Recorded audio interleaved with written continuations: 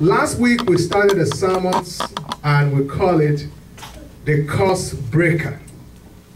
The Bible let us know that the curse is already broken, because the Bible says Jesus became a curse for us.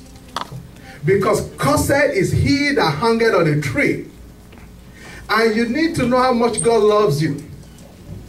That for 2,000 years, since the nation of Israel was created, the law God gave them to judge people when they commit an offense is stoning. They will have a rock concert when you do something wrong. They put you out and they stone you to death. That is the form of punishment the Hebrew people uses. But even as far back as that time, it was written in the Bible that cursed is the one that hangeth on a tree, even though that form of punishment was alien to the Jew. Why? Because God sees everything. God knows the beginning, God knows the middle, and God knows the end.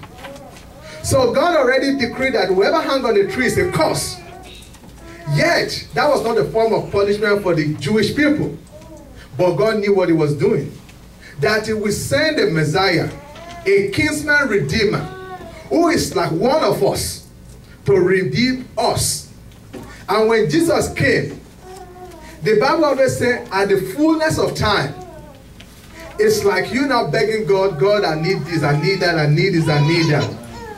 If God is not hamstring you, it's not because God is mad at you. The reason why God might not be answering you right now is because those who need to watch you succeed, those who need to watch you flourish, are not yet in place. What do I mean? When Joseph was in Israel, when Joseph was in Egypt, Benjamin, his younger brother, who was not a partaker of the evil they did to Joseph, suffered along with the rest of the family. But when Joseph wanted to redeem the family, he said, I'm not going to do it unless you bring Benjamin here and let me see him face to face. So when Benjamin came to see Joseph, that was when he showed himself to his people and he blessed them abundantly. So there are things God want to do in your life. There are some things that need to be in place before he does it. So if he hasn't do it now, remember that delay is not the same thing with denial. So God knew what he was going to do. And about 2,000 years later, the Romans are the one in power now. And one of the punishment the Roman uses is crucifixion, to show people that this is what you get when you come against the Roman Empire.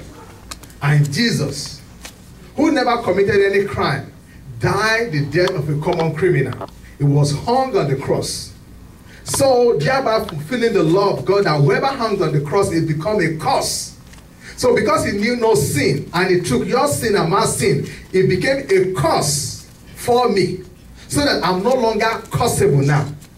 So last week, that's what we taught, and some of the CDs are back there, that as a child of God, you are uncursable.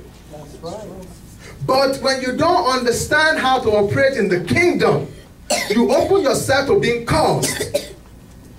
I've always told you, the reason why you come to church is to strengthen yourself. Jesus said, in this world you will have tribulations, but be of good cheer, because I've overcome the world. The only people who don't have problem are the people in the graveyard. You will always have problems, but you have a better chance of strengthening yourself, becoming strong, so that when the day of adversity comes, it just bounces off you and you are able to recover. I once told a sister who was getting married a word the Lord gave me. The word the Lord gave me is that do not let your yesterday bleed into your today and thereby pollute your tomorrow.